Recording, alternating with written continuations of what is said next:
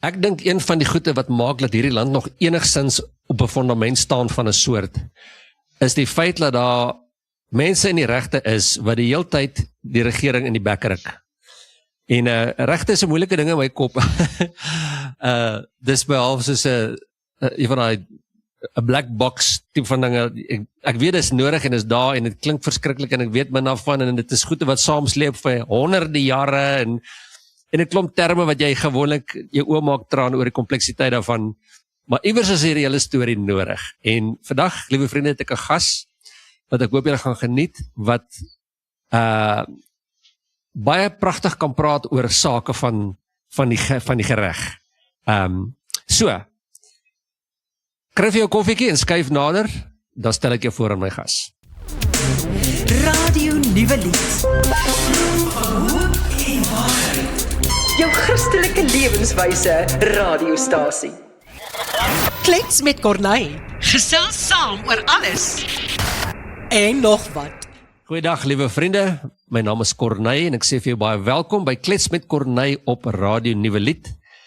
Ek het die mikrofoon, maar ek wil graag hê jy moet saampraat, so stuur asseblief jou opinies, jou kommentaar, jou vrae, wat dit ook al is.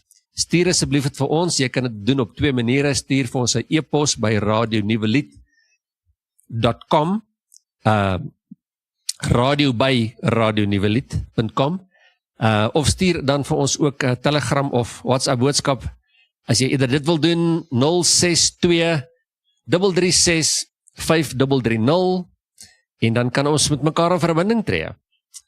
Vandag het ek 'n gas by my wat diep in die regte gestudeer en gedinge is, en dan ook die beleidshoof by die Vrye Mark Stichting is, en dit is Martin van Staden. Martin, baie welkom en baie dankie vir jou tyd vandag. Hallo Corneille, baie dankie, is lekker om hier te wees. Nou, ek het jy nou by meer as een geleentheid oor praat, en ek verstom my altyd oor mense wat so, ek moet gaan uitvind wat die Afrikaanse woord is, want ek gebruik die Engelse woord baie, eloquent, kan praat oor goede wat ek mee bloei. Ek sukkel net nou om taal te kry, want ek is 'n gewone persoon met 'n opinie, dis hoekom ek die gepraatery begin het, maar ek het nie vaktaal so verskriklik nog oor 'n klomp gebiede wat ek myself my opinies op loslaat nie. So, dis 'n gevaarlike plek om te wees, en jy kan baie mooi praat oor die sake. So vandag wil ek net so hier en daar 'n ding by jou uitvind. Ek het die artikel van jou gelees oor die rasse-indeks, onder andere al 'n paar van jou dinge, en dit maak dit goed om meer sin maak op 'n manier, en dit sit half fundament onder gewone mense se voete, dink ek, net om te dink, want iewers kan jy sien goed is verkeerd in jou, jy seker jy oor lig nie vir jou nie, jy seker jy verstaan nie verkeerd nie, maar dit kan nie wees nie. Amper so 'n tipe van situasie wat in ons land in die gang is met 'n klomp dinge. En daar's 'n probleem, en ek dink jy het gepraat daaroor in jou artikel, ek kan nie die naam van die artikel onthou nie. Maar daar's amper hierdie probleem van realisme, en dit wat jy oos sien, met net gevoelens gestoei aan die ander kant. En ons sit in hierdie geveg van hoe spreek jy goede aan met feite, en beklei teen mense wat nie hulle self steur aan feite nie. En jy het 'n uitlating gemaak van, onder andere in die artikel van, apartheid was goed, bedoel. Nie was goed nie, apartheid was goed, bedoel. En mense van nou sit daar en kyk na goede soos die, wat is die wet se naam gewees, die wet op gelyke indiensneming, dink ek, en sê maar die intensie van hierdie ding is goed. Maar dan kyk jy na die gevolg van die storie, en dis 'n totale treinongeluk. En nou praat ons oor hierdie dinge. En jy het hierdie baie mooi argument gehad van, maar jy moet minstens hierdie twee goede oor dieselfde kam kan skeer. Jy kan nie sê die een is 'n rassistiese stelling en boos, en die mense was net uit om ons te kry, maar die ander ding tel vir nou nie. En dis daai gestoei in ons land op hierdie stadium van, jy kan nie enige iets sê sonder om geweldige name gesê te word nie, toegedig te word nie. En ek neem aan, jy maak op hierdie stadium vir jouself name en titels bymekaar, soos wat jy artikels skryf, kan ek myself voorstel. So, sal jy asseblief met ons praat oor daai ding van, wat ons in die land mee sit. Ek het nou baie grof probeer, ek het nou nie die artikel, het 'n redelike indruk op my, want dit is wat ek glo, wat ons mee sit, as jy praat oor goed, wat ons nou kyk en sê, dis slegte dienslewering, maar jy's 'n rasis, of dis hierdie ding, nee, jy's 'n rasis. En jy het daai ding, want ons sit met rasseprobleme in die land, dis miskien weggesteek vir baie mense, maar ons sit met dit. So, vertel ons net 'n bietjie meer op 'n baie beter manier as ek kan doen. Wat aan die gang is in ons land dat dit so lyk en so posisies het? Nee, baie dankie Corneille. Ek wou net ook by voorbaat om verskoning vra vir my lack of eloquence vandag, want my vaktaal is ook nie in Afrikaans baie gevorderd nie, dis baie meer gevorderd in Engels, maar ek gaan my bes te doen. So nee, baie dankie dat jy my die geleentheid gee. So daai artikel wat jy na toe verwys, het ek laas jaar geskryf na die G20 storie in Suid-Afrika waar die een kant van die diskurs, kom ons sê dis die politieke elite en veral die Suid-Afrikaanse hoofstroom pers, het gesê hierdie was so 'n wonderlike sukses en Suid-Afrika het hierdie pragtige summary of declaration uitgesit wat namens die consensus van die G20 die pad vorentoe uiteensit. En aan die ander kant waar mense soos ek in die Vrye Mark Stichting sit en baie mense ek dink in Afrikaanse geleedere ook en ook die Amerikaners en ook baie mense van die buiteland Chile en so aan het gedink nee maar hierdie was eintlik 'n ramp, 'n totale ramp. Die eerste G20 in Afrika was 'n komplete ramp. En dit het neergekom wat ek in daai artikel uitgewys het op 'n warping van realiteit waar daar deur die mond van die politieke elite en die media elite vir die samelewing gesê word dis hoe die realiteit is, wanneer dit nie is wat ons sien nie. Dis nie wat ons ervaar nie. En die voorbeeld van die G20 was dat die reëls van die G20 het nou van die begin af gesê dat daar moet konsensus wees vir die uitreiking van 'n verklaring, van 'n ledeverklaring of wat ook al die naam daarvan was. En elke jaar voor laas jaar het die lande van die G20, al 20 van hulle tot 'n konsensus gekom en wanneer hulle nie saamgestem het nie, is die verklaring afgewater. Soos byvoorbeeld oor die oorlog in die Oekraïne. Natuurlik het Rusland nie daarvan gehou oor wat die G20 daaroor wou sê nie, so toe water hulle die verklaring bietjie af tot Rusland gelukkig was en toe stem hulle in en toe reik hulle dit uit. Nou dis nie wat in Suid-Afrika gebeur het nie. Nou in Suid-Afrika het die Amerikaners en die Chileaners gesê ons stem nie saam met wat julle in die verklaring sit nie. Ons stem nie saam nie. En daar is dus nie 'n konsensus nie. Ja. Die president het vir Amerika en vir Chile gesê, ek het nie 'n saak met julle nie, gaan sit op dit. Ons gaan hierdie verklaring uitreik. Nou dit is teen die reëls. Dit is eenvoudig teen die reëls. Jy mag dit nie doen nie. En die reëls sê dat as jy nie konsensus kan bereik nie, dan kan jy as die gasheerland, Suid-Afrika, dan kan jy 'n voorsitters opsomming insit om te sê dis wat ons bespreek het, maar daar was nie konsensus nie, so ons het nie 'n verklaring nie, ons het 'n voorsitters opsomming. Nou Suid-Afrika het hom glad nie daaraan gesteer nie. En tog nou toe reik ons nou 'n sogenaamde verklaring uit. Maar ons het nie, ons kon nie, want dit is teen die reëls. Dit kan nie 'n verklaring wees nie. Dis soos om te sê dat die parlement het 'n wet aangeneem sonder 50% plus 1 van die stemme in die nasionale vergadering. Jy kan dit nie doen nie. Al noem jy dit 'n wet, al sê jy daar is 'n wet, dit is by definisie nie 'n wet nie. Nou die Suid-Afrikaanse politieke elite het dit nie aanvaar nie en die pers het dit nie aanvaar nie. En so nou sit ons hier vandag met die veronderstelling dat daar wel 'n verklaring was. En die realiteit is nou net vir ons so omvergewerp. So die artikel was op daai hoek gehang. En die ander voorbeeld wat ek gebruik het en ek dink die belangrikste een is die indeks van rassereg. Dit is die werk wat ek saam met die Instituut vir Rasseverhoudinge doen. Ons het dit in Desember van 2022 uitgestel, gepubliseer en dit wys al die wette op die statuutboek, op die wetteboek in Suid-Afrika wat deur die parlement aangeneem is wat 'n mens se ras of velkleur of 'n etnisiteit vat en dit 'n regsrelevante feit maak. Onder die gemeenereg, onder 99% van die reg, maak dit nie saak wat se kleur jy is nie. As jy agter in iemand se kar vasry, dan het jy 'n delik gepleeg en jy moet daarvoor jy moet daai skade regmaak ongeag wat se kleur jou vel is. Dit is hoe die reg werk en oor meeste van die wêreld is dit ook hoe die reg werk. Nou daar is uitsonderings vir dit en dit is rassereg. Dit is wette wat jou velkleur wel op een of ander manier relevant maak. En die getalle op hierdie stadium in die indeks, wat laas jaar Junie laas opgedateer is dat daar sedert die totstandkoming van die Suid-Afrikaanse parlement in 1910, het daai parlement 324 rassewette aangeneem. Van daardie is 145 nog steeds op die wetteboek, en van daardie 145 is 136 nog van krag. Dit is in werking, soos ons nou hier sit, is daai rassewette nog steeds rassewette en hulle is van toepassing. Nou, dit is wat die indeks van rassereg sê.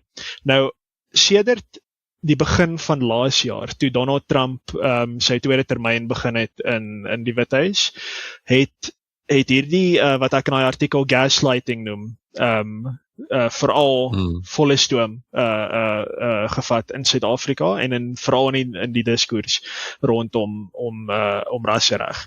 Daar word gesê, en Suid-Afrikaanse joernaliste het Amerika toe gevlieg en voor Amerikaanse gehore gaan sit en gesê dat in Suid-Afrika is daar geen rassereg nie. Daar is geen rassereg nie. Ons is 'n nie-rassige grondwetlike demokrasie.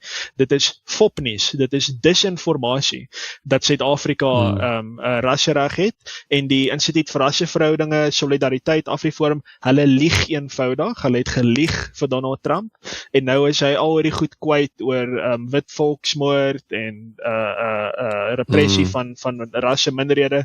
Dis 'n liegstorie.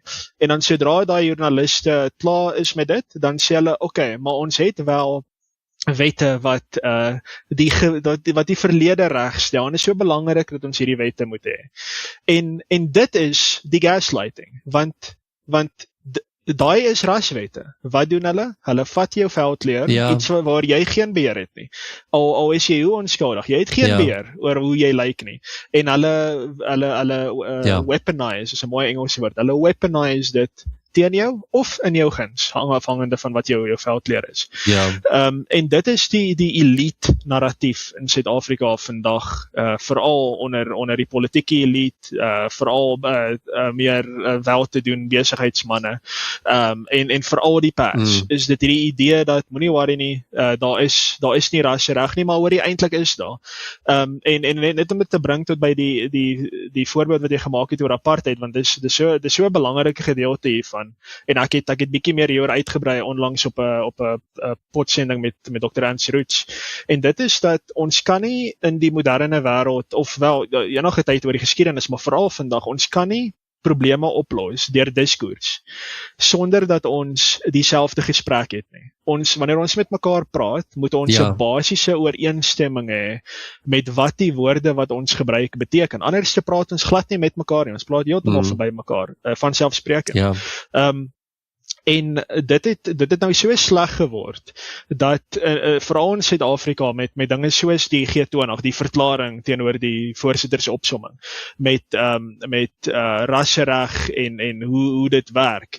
En ek vat dit altyd terug na apartheid toe, want dit is maar die toets wat 'n mens moet slaag om te kyk of ons dieselfde gesprek het, en ja, dis belangrik. So apartheid die beginsel van apartheid was 'n verskriklike verkeerde beginsel. Dit kon nie werk nie, en teen die 1980s reeds het die natte en die konservatiewes almal het saamgestem dat die beginsel onderliggend aan apartheid kan nie werk nie. Die Fagan-kommissie het dit al in die 1940s duidelik gemaak vir die staat, dit kan nie werk nie, en dit het nie gewerk nie. Nou, dit het niks met die intensie te doen van die mense wat apartheid in werking gestel het nie. Al daai mense, dit is nou van die proto-apartheid ouens, Jan Smuts, toe kom D.F. Malan, Hendrik Verwoerd, hierdie mense het gedink hulle doen die regte ding. Hulle het nie gesê, ek doen die regte ding, en dan daai aand het hulle gaan sê, lekker, ons gaan nou lekker hierdie swart mense seermaak nie. Dit het nooit gebeur nie. Daai hulle was gewaarsku, die idee is 'n probleem, dit gaan nie werk nie. Hulle het gesê, ons gaan ons beste probeer, ons dink is 'n goeie idee. Hulle het goeie intensies gehad. Na my mening kan 'n mens nie daaroor debat voer nie, want ja, ek sien nie die rekord van jy gaan kyk na die Nazis byvoorbeeld. As jy kyk na die Nazis, is daar 'n rekord waar hulle sê, "Jessie, ons gaan die Jode uitwis. Ons gaan vir hulle heeltemal uitwis. Ons gaan hulle doodmaak." Jy kry dit glad nie onder die nasionale party nie. Jy kry dit glad nie onder die Suid-Afrikaanse party en die Verenigde Party nie. Dit is net nie daar nie. Die rekord is nie daar nie. So die bedoelings was goed. Natuurlik wanneer ek dit sê, dan gaan verloor mense hulle koppe, hulle sê ek verdedig apartheid en so aan. Nee. Die aard van apartheid was verkeerd, die nagevolge van apartheid was verkeerd. Die mense wat apartheid aangeneem het goeie bedoelings gehad. Nou oor dit moet ons saamstem, want dit is die debat wat ons vandag oor moderne Suid-Afrikaanse rassereg het. 'n Mens wys, ons het al die rassewette, wat soos BE is die groot ene, swart ekonomiese bemagtiging. Die wet op billike en diensname is seker die tweede grootste, die kompetisiewet. Die mededingingswet, die nuwe wet op die Gas Act. Die nuwe wette oor petroleum en so aan, wysigings aan die 2002 wet. Dit is alles uitdruklik rassereg. Die woord black people word daarin gebruik. Alle meeste ander rasregte verwys indirek na ras en veldkleur. Wanneer ons dit uitwys, dan word daar vir ons gesê, jy kan dit nie 'n rassereg noem nie, want die intensie is goed. Die bedoeling is goed. Die bedoeling is om die verlede reg te stel. En dis soos, maar ons kan dan so sê, kom ons sê so, die bedoeling is goed, en dus mag ons dit nie kritiseer nie, want dis waarop dit neerkom. Jy mag dit nie kritiseer nie, die bedoeling is goed. As dit die geval is, dan moet ons dieselfde beginsel tot op apartheid sit. Ons kan nie apartheid kritiseer nie, want die bedoelings was goed. En dan verloor almal hulle koppe. Dan sê hulle nie, jy kan nie dit sê nie, is rasis. Maar ons moet konsekwent wees. Niemand vandag, en dis reg so, niemand vandag evalueer apartheid op grond van sy bedoelings nie. Almal sê dat by sy wese, by sy aard was hierdie 'n slegte idee, want dit het mense se rasse en veldkleur teen hulle gebruik, iets waar hulle nie beheer het nie. So by sy wese is hy immoreel. En kyk na die nagevolge. Dit het tot wyd verspreide armoede gelei en groot ongelykheid in regsterme. So by sy wese was apartheid verkeerd en by sy uitkomste was apartheid verkeerd. Ons het nie 'n saak met wat die ouens bedoel het nie. Dis hulle storie daai. Maar as ons oor vandag se rassereg praat, dan kyk ons nie na die aard van die wette nie, want dit is presies dieselfde as apartheid. Jy wapeniseer seker iemand se veldkleur teen hulle en die nagevolge is nie goed. En tot 'n groot mate stem meer en meer mense daaroor saam, ongeag jou politieke affiliasie. SCB het nie gewerk nie, sogenaamde billike en diensneming het nie gewerk nie. So die uitkomste werk ook. So hy val op al twee van daai klasse, maar die bedoelings is goed en dis moet ons dit net so aanvaar. So 'n lang storie kort ons het nie dieselfde gesprek nie. So ons praat heeltemal verby mekaar. Dis nog steeds duidelik vandag na die verdrag wat of die voorlegging wat die nuwe Amerikaanse ambassadeur eergister of gister by die BizNews konferensie voorgelees het. Ons praat nie oor dieselfde dinge nie. Wanneer hy sekere woorde gebruik, dan sit net 'n totale hele ander reservasie as die politieke elite in Suid-Afrika. So en my afsluitende nota aan Roots was ons moet eintlik dan ophou praat. En ek weet dit klink verskriklik vir baie mense, want almal wil altyd sê die enigste oplossing is ons moet met mekaar praat, ons moet hierdie ding uitdebatteer. En ek verstaan dit. Ek hou baie van die sentiment. Maar as ons nie met mekaar kan saamstem oor die basiese betekenis van die woorde wat ons gebruik nie. As ons so ver verby mekaar praat, dan is dit eintlik veiliger dat ons ophou praat.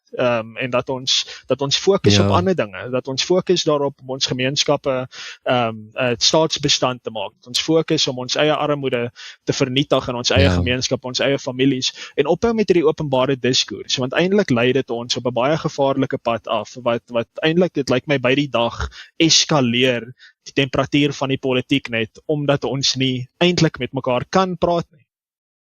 Lekker koffie word op die heel beste natuurlike metodes verbou in die hoof koffieproduserende lande in Afrika. Jy kan sommer die kwaliteit proe. Spesialis koffie van ander gebiede is ook beskikbaar. Jy kan jou bestelling plaas by juweliet.co.za. Dis beskikbaar in verskillende sterktes, as bone of gemaal en in 3 verskillende groottes verpakking. Onthou, as dit nie sê lekker koffie nie, dan is dit nie lekker koffie nie. Jy is die eerste persoon wat ek dit hoor sê, in 'n geval wat ek mee te doen het. En ek dink daar's 'n groot stuk realiteit of realisme in daai stelling van jou hoor. Dat in plaas van al hierdie drukking te laat opbou oor mense wat nie goed dieselfde kan sien nie. Dis die probleem van die storie. En terminologie wat my kop omtrent presies die teenoorgestelde beteken van wat jy bedoel daarmee. En ek moet sê, dis my kranksinnige ding om te dink net die konsep van jou bedoeling tel, maar die uitkoms tel nie. Dis nie so belangrik nie. In geen situasie in die regte wêreld gaan dit 'n slim plan wees nie. Ek het gedog my vrou hou daarvan as ek nooit by die huis is nie, want ek werk hard vir haar. Maar dis waarmee ons sit en dit is waarmee die gepraatery gaan en ek weet daar's 'n groot gepraatery oor allerlei dinge en staatsbestandheid is iets, dis ook ons mekaar kan raakloop. Ek dink dis een van die groot goede. Groot sisteme besef ek net vat baie lank om te dryf en nou praat van politieke sisteme wat aan die oorgaan is of wat jy ook al van praat, groot goed vat lank om te draai en jy myself bestand hou is omtrent op 'n praktiese manier. Ek dink een van die slimste dinge wat ons in hierdie tyd kan doen. Voor dinge een of ander kant toe gaan. Hoor jy toe jy nou so in die praat was, het ek net gou my nota gemaak. Dis een van die dinge wat ek definitief by jou wil weet is, wat maak 'n wet, of wanneer is 'n wet? Kom ons vat 'n voorbeeld van die onlangse geskiedenis in ons land. As die regering maak 'n aankondiging wat sê, ons wil hê almal wat werk of wat rond of wat ook al moet gespuit word. Dis 'n afkondiging.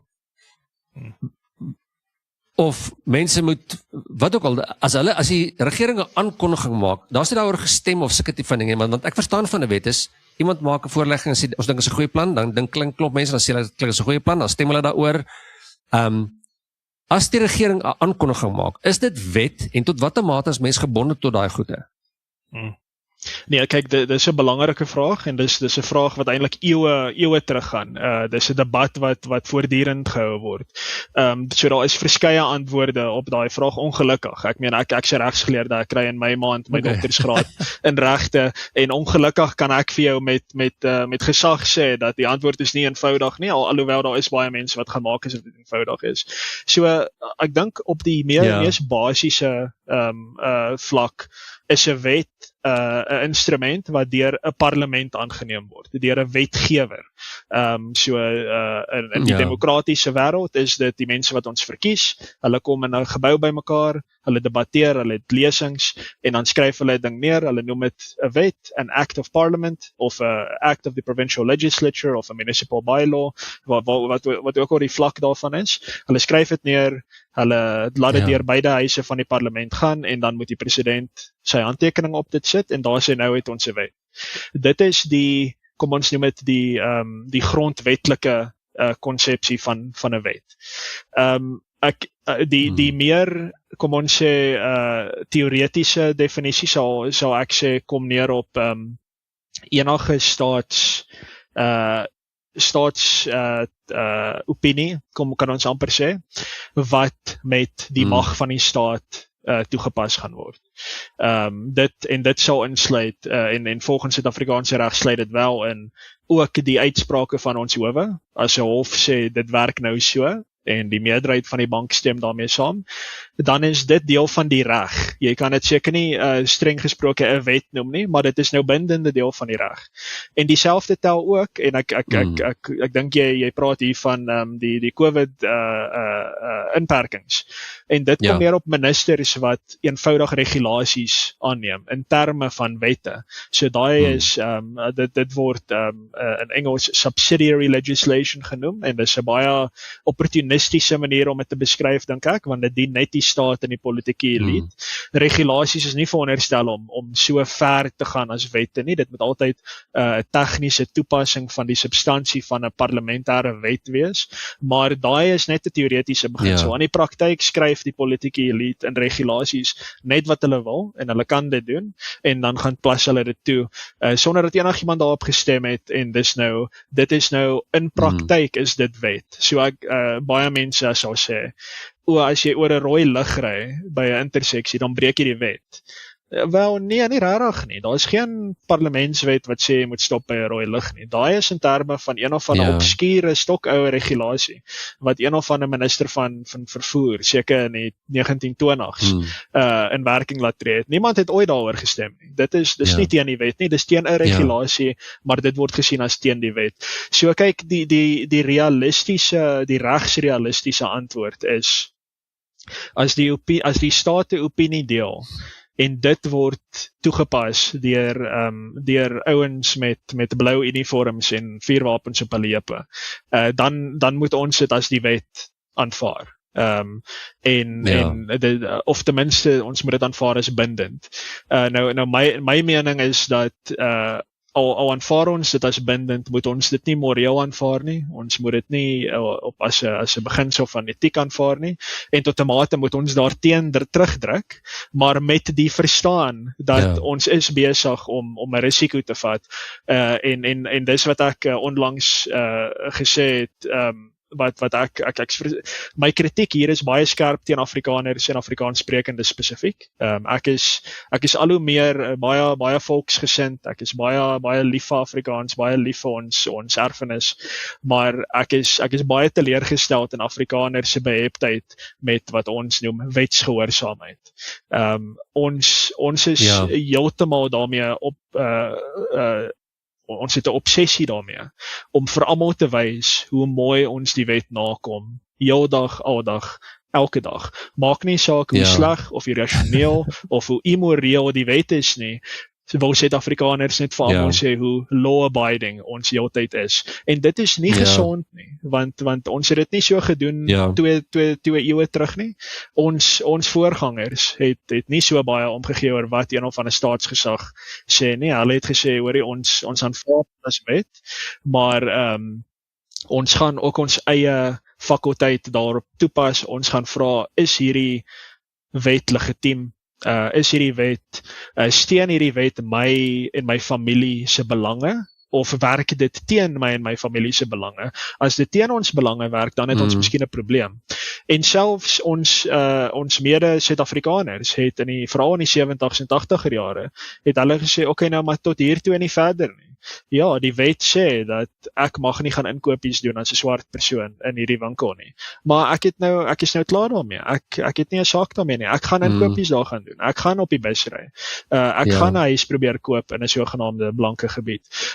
So ek dink wat soos jy sê, groot sisteme draai stadig, maar ek dink ons moet begin erken dat die wetsgehoorsaamheid is maar net een van talle faktore wat 'n mens in ag moet neem wanneer jy besluit wat jy gaan doen in jou lewe. Daar's ander faktore. Wat is in jou belange as 'n individu? Dit is miskien die belangrikste oorweging wat jy in ag moet neem. Dan ook jou familie. Jou familie, wat is in hulle belange? Dit maak nie saak of die politieke elite daarmee saamstem nie. Jy moet jou familie beskerm. Dit is 'n natuurlike verantwoordelikheid. En daar's talle ander goed, maar wetsgehoorsaamheid het ons op 'n pedestal geplaas en gesê dit is eintlik al wat saak maak. En dit is 'n fout. Dit is veral 'n fout vir mense wat hulle self in 'n meer en meer autoritaire samelewing soos ons vind, en plekke soos Iran en Venezuela is ook voorbeelde daarvan waar mense tot op 'n punt gekom het en gesê het, okay, ons is nou klaar, ons gaan nou nie meer hiervoor luister nie, ons gaan nou ons eie paadjie stap. Ja. Ek stem saam met jou oor daai ding. Ek het ook 'n ding daarvoor, ek neem aan dis hoekom ons praat oor dat jy in 'n baie groter mate, maar dat ek gesprekke het met mense oor hierdie van dinge, want iewers dink ek moet 'n mens sê, nee, genoeg is genoeg. En 'n praktiese voorbeeld net as jy nou na hierdie program luister, ek dink maar, wat kan een ou doen of wat kan ek doen? Of dis daai ding dink ek vir mense ook net, wat kan een ou doen? Wel, die klomp mense in hierdie land het minstens gemaak dat die tolstelsel nooit van die grond af gekom het nie.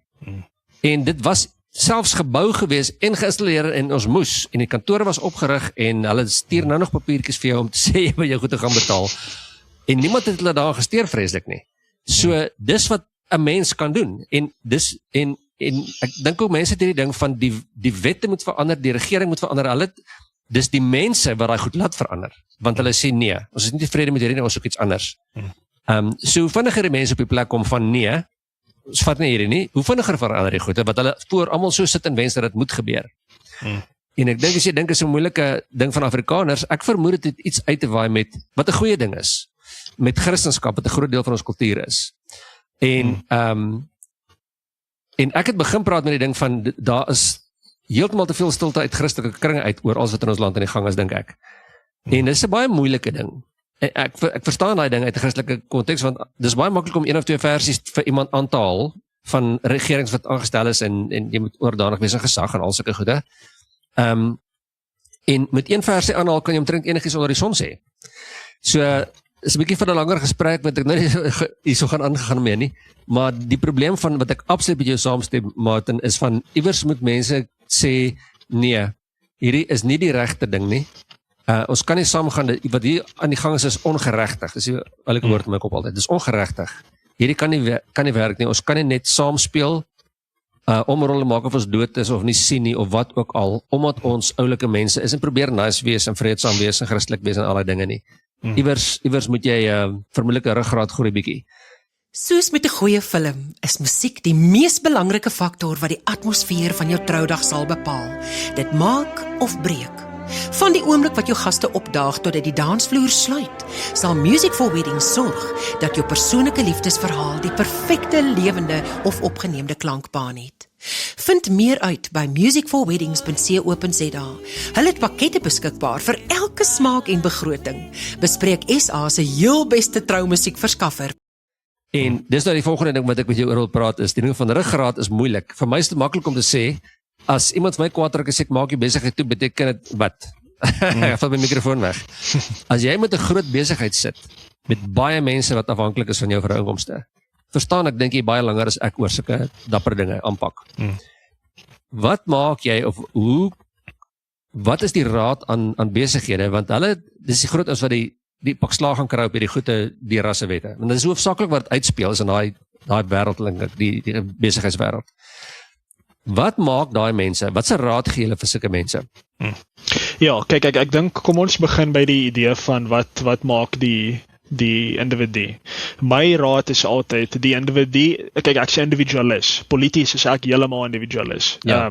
Maar die individu as 'n politieke wese kan niks doen nie. Die individu kan niks doen nie. Jy moet organiseer en jy moet kollektiewe aksie neem saam met jou mede-individue. So as dit kom by jy wat in jou huis sit en jy dink, hoorie, hoe gaan ek SARS se bloedneus gee? Hoe gaan ek al my belasting nou weer hou van SARS af, want ek hou nie meer van die staat nie.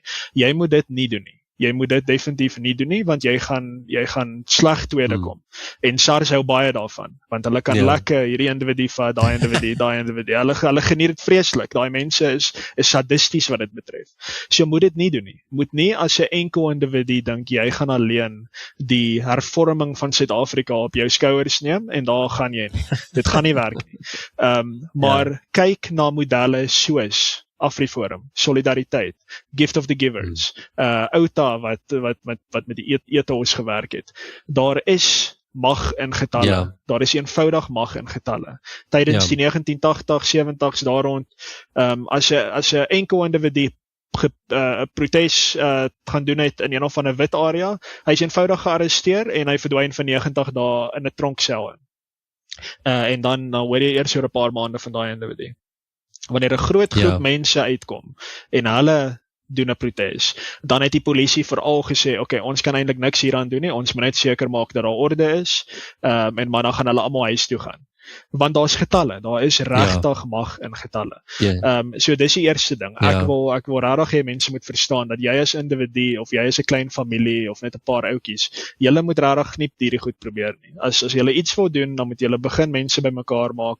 Julle moet mag begin vestig. So is die solidariteit beweging wat groot instellings stig om 'n nie-staatlike mag in ons samelewing tot stand te bring. Daai is die regte model. Nou wanneer dit kom by besighede is dit effens dieselfde. Enkel klein besigheid, moenie hierdie toertjies probeer nie. Maar saam met ander besighede kan hy dit doen. Nou hier is waar die probleem inkom. Ons grootste besigheidsverenigings in Suid-Afrika is verskriklik pro-staat. Hulle is geweldig pro-staat. Dit is nie dat hulle dink, ons moet miskien net saam speel ter wille van oorlewing en so aan nie. As jy met hierdie mense praat, dan kom jy agter, hulle stem saam met wat die staat doen. Dit is 'n goeie ding wat hulle sien.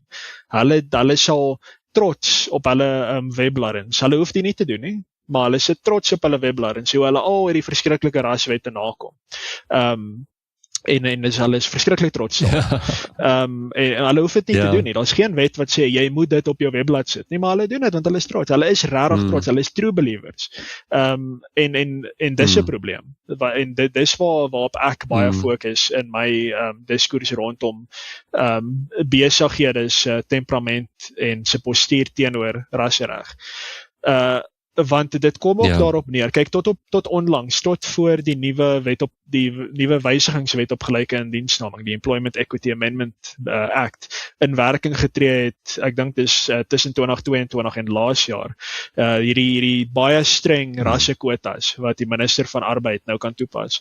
Voor dit, en dis nou van 1998, of toe die wet op gelyke indiensneming of billike indiensneming in werking getree het, tot, kom ons sê, 2022, was Employment Equity 'n vrywillige instelling.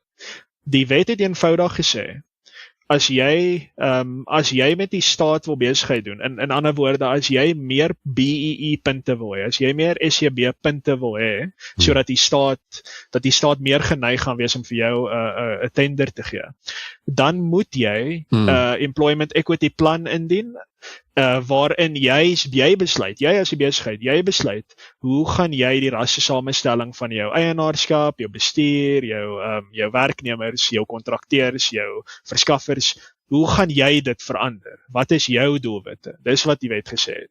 En besighede het dit gedoen. Natuurlik het hulle dit gedoen, en die grootste manifestering daarvan, wat baie luisteraars sal onthou, was Dis-Chem.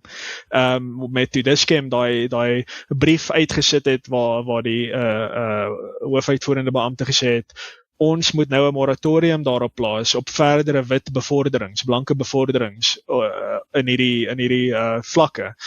Ons kan dit nie meer doen nie, anders gaan ons boete opgelê word. En dis waar, julle gaan 'n boete opgelê word, maar wat het hulle nie gesê nie? In terme van ons eie vrywillige Employment Equity plan. Dit is hulle wat gesê het, ons gaan hierdie doen, en die staat het gesê, mooi, ons hou jou dan tot by jou ooreenkoms. Jy het gesê, jy gaan dit doen, en as jy dit nie doen nie, dan gaan ons jou beboet. Maar, Dis-Chem hoef dit nooit te gedoen het nie. Dis-Chem hoef nooit 'n Employment Equity plan te gedien het nie. Hulle kon net as 'n besigheid aanhou funksioneer het in ons land, sonder om toegang te kry tot staatstenders, sonder om 'n samewerkende verhouding met die staat te hê. Ek weet baie besighede is nou verskriklik afhanklik daarop om staatswerk te kry. En ek kan hulle ongelukkig glad nie help nie. Ek wil nie harteloos klink nie, maar ek het eintlik min simpatie vir daai mense. Ek dink dat as jou besigheid heeltemal daarop gepremise is, dat jy net met die staat of hoofsaaklik met die staat kan saamwerk, dan is jy eintlik besig om ons almal teen te werk. Jy is nie deel van die hervormingsbeweging vir lack of 'n beter woord nie. Maar meeste besighede in ons land kan eenvoudig net sê, ons gaan nie hierdie speletjie speel nie. Nou die is waar die rarig die bose aard van die swart ekonomiese bemagtigingswet van 2003 inkom. Daai wet skep ekonomiese druk eintlik in sy wese vir mense om na te kom. Want dis nou nog, vandag nog, is dit 'n vrywillige wet. Dis hoekom almal altyd sê, SCB is vrywillig. Hoekom sê mense hierdie is dis bindend? Dit is nie. Jy kan deelneem as jy wil, as jy nie wil nie, hoef jy nie. Maar wat die wet doen is hy sê dat ja, hier begin ons heel bo by die grootste besighede in die land, die banke en so aan. Hulle moet almal met die staat besigheids doen want hulle werk met die Reservebank en hulle gee die sisteme vir die staatsdepartemente. So hulle moet en wil almal met die staat besigheid doen.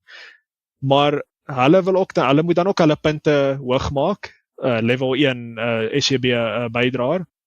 Die manier hoe hulle dit doen is hulle verskaffers en hulle kliënte moet ook hoë SEB punte hê, want dit stoor dan hulle punte op. En dis is dis 'n cascading effek waar elke besigheid, selfs al wil jy nie besigheid met die staat doen nie, sê vir die mense waarmee hy besigheid doen.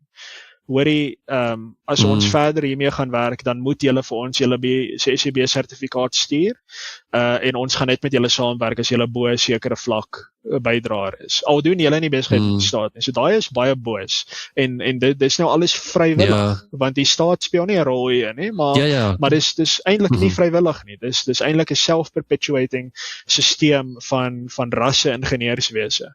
En ja, my advies is dat ons moet of wel die kommersiële samelewing, die sakewêreld, moet meer bewus hiervan wees, want hierdie goed gebeur nou alles half op autopilot. Dis is, okay, iemand stuur vir ons, hulle sê hulle soek ons SEB sertifikaat, nou moet ons dit doen. As daar meer bewustheid was oor hoe die stelsel werk, dan kan besigheid eenvoudig koördineer en ten minste seker maak dat daar minder hiervan is. Dit is nou totalitair, maar as besighede met mekaar praat en sê, okay, ons sien die probleem, hoe gaan ons verby dit kom? En daar is maniere om verby dit te kom, maar mens moet met SEB-konsultante en prokureurs en so aan daar praat, daar is definitief maniere. Maar op die stadium is daar te veel van 'n postuur van ons gaan maar net saamwerk want ons wil nie moeilikheid hê nie, ons wil nie risiko's vat nie. En die sentiment wat ek vroeër na verwys het van hulle is true believers. Baie besighede hulle glo in die ideologie van wat toe gedoen word en hulle wil 'n goeie verhouding met die staat hê. Hulle wil 'n oop en vriendelike verhouding met die staat hê, wat nie nodig is nie. Jy hoef nie so gretig te wees om 'n goeie verhouding met mense te hê wat eintlik jou belange aldag ondermyn nie. So ja, dit kom hierop neer, Corneille, moenie en ek dink Sakeliga is as jy 'n besigheid besit en jy stel daarin belang om ten minste te begin kyk na wat jy kan doen, word 'n lid van Sakeliga, want hulle het al baie hieroor gedink en hulle het die konsep van MAN, Maximum Achievable Non-Compliance, en dis waarop dit neerkom. Nie totale opting out van die wet is nie moontlik nie. Jy gaan in die moeilikheid kom, maar daar is 'n lyn tot waar jy kan loop, en baie min besighede loop tot by daai lyn. En hulle moet almal eintlik tot by daai lyn loop. En na my mening, as hulle tot by daai lyn loop, dan val die hele struktuur van rassewet ineen. Want so baie van dit maak staat op vrywillige nakoming. As daar net 'n klein bietjie terugdruk van die sakewêreld afkom, dan dink ek gaan die stelsel glad nie meer volhoubaar wees nie. En ons politieke stelsel, ons politieke elite het nie die bekwaamheid of die kapasiteit om dit, hulle sê altyd hulle gaan dit nou strenger toepas. Hulle het nie die bekwaamheid of die kapasiteit daarvoor nie. So as die sakewêreld besluit, en ek weer eens, nie net een op 'n slag nie, maar kollektief besluit, of ten minste 'n kritiese massa moet besluit. Dit hoef nie 'n meerderheid te wees, maar net 'n kritiese massa besluit. Ons gaan nie meer saamwerk nie, dan verander alles. Ja. En ek dink weer is net vir mense, dit is moontlik want dit gebeur nou. Sakeliga help mense om die sake aan te vat en te wen. Dis nie asof hulle beklei teen iets wat onoorkombaar is nie. Hulle wen die sake en kry dit in die gang. Hoorie Martin, ek wil ook nie die hele dag opvat nie, maar ek wil graag vir jou nog net iets by jou oor uitvind. Op julle webwerf van die Vrymarkstigting is daar hierdie ding wat ek nog nooit voorheen raak gesien het nie. The Campaign for Home Rule. Is dit 'n nuwe inisiatief van julle of is dit 'n ding wat al rukkie is wat ek net misgekyk het? Nee, ons is al besig met ons Campaign for Home Rule sedert die Januarie van 2024 voor die verkiesings. Okay. Praat gou my vinnig daaroor asseblief, want dit is nou, ek het net vinnig gesien daarso in die laaste sinnetjie van dit sê net, the Free Market Foundation's campaign for Home Rule is raising awareness about and generating enthusiasm for political self-determination throughout South Africa. Waar Ja, pas so- julle in die prentjie? Ja. Ekskuus, gaan maar. Ja, ekskuus. Ons kyk, ons is groot federaliste. Ons glo dat die beste regering is regering wat naby aan jou is, wat onder in die straat is, en nie hierdie verskriklike groot sentralistiese regerings wat nie Monster nie. Ja, nee, presies, Leviathan, wat nie jou belange verstaan nie, wat nie eers weet van jou nie. So ons is baie groot federaliste. En kyk, na ons mening is Suid-Afrika 'n federale bestel. En ek weet dis 'n verskriklike 'n ding om te sê vir baie mense, want baie mense sê nee, ons is 'n unitêre stelsel en daar's net die sentrale staat en die provinsies is basies kantore daarvan en die munisipaliteite en so aan, maar dit is nie waar nie. Die grondwet is 'n federale grondwet omdat dit in die teks van die grondwet aparte gesag vir die nasionale regering, provinsiale regering, munisipale regerings gee. Dit is die definisie van grondwetlike federalisme. As mens kyk na Spanje of Italië of wat ook al, regtig unitêre stelsels, sê die grondwet ja, die distrikte bestaan, die provinsies bestaan, maar hulle mag word deur die sentrale en nasionale regering uitgewerk. In Suid-Afrika is dit nie so nie. Daar is oorspronklike grondwetlike gesag vir munisipaliteite en vir provinsies. Dus Suid-Afrika is 'n federale bestel. En ons wil hê dat veral opposisie bestuurde jurisdiksies soos die Weskaap, soos baie munisipaliteite in die Weskaap, maar ook nou meer in KwaZulu-Natal ensovoorts, moet meer dinge begin doen as wat hulle nou doen. En dis byvoorbeeld openbare veiligheid. Volgens die mense wat soos die ongelukkig die Kaapstadse bestuur, is Suid-Afrika totaal kom ons sê unitêr wanneer dit kom by wetstoepassing. So munisipaliteite na hulle mening kan niks daaraan doen eintlik nie. Hulle kan miskien op die periferie kan hulle vervoerreëls en so aan toepas en mense gaan 'n pla wat probeer goed verkoop langs die straat, dis wat hulle baie goed doen, munisipale polisie.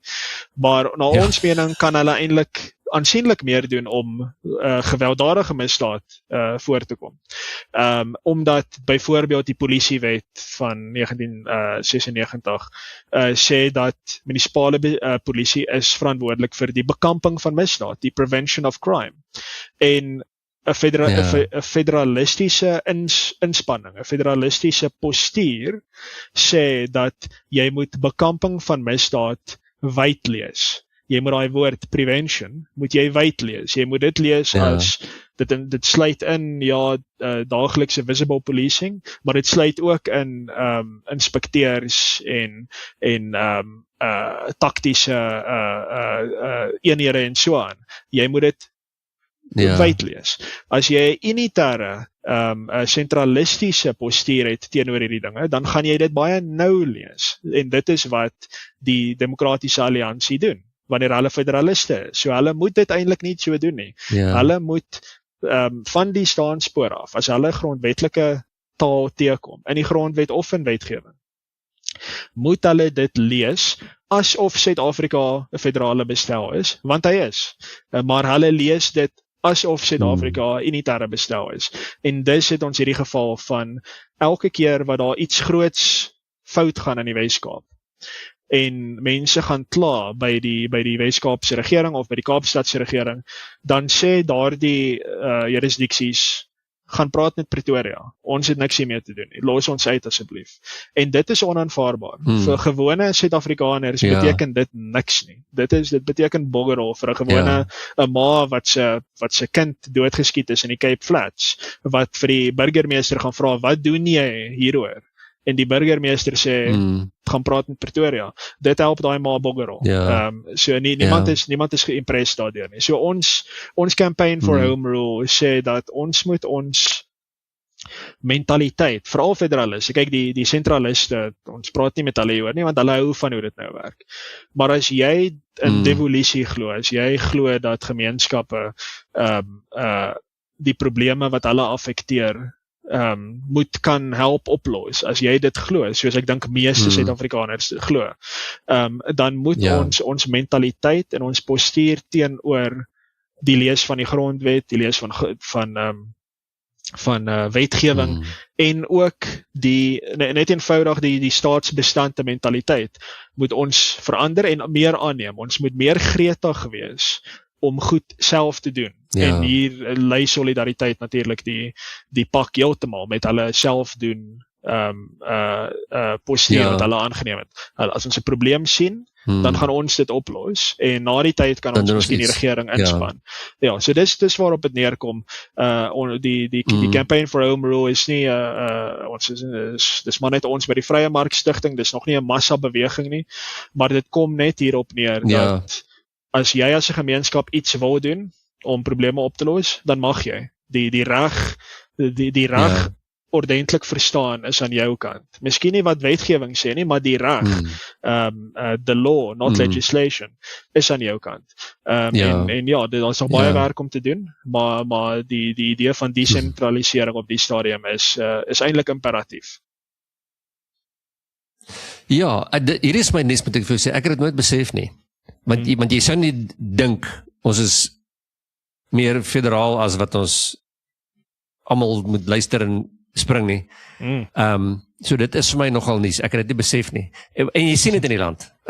Niemand weet dit nie, of is nie bewus nie, of steek dit weg, een van die twee.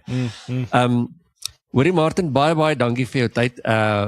Daar is so baie meer te praat, en het is so lekker met iemand te praat wat in die dinge is, en wat weet wat aangaan, en nou daar is, jy weet, vingertjies op die pols het met alles.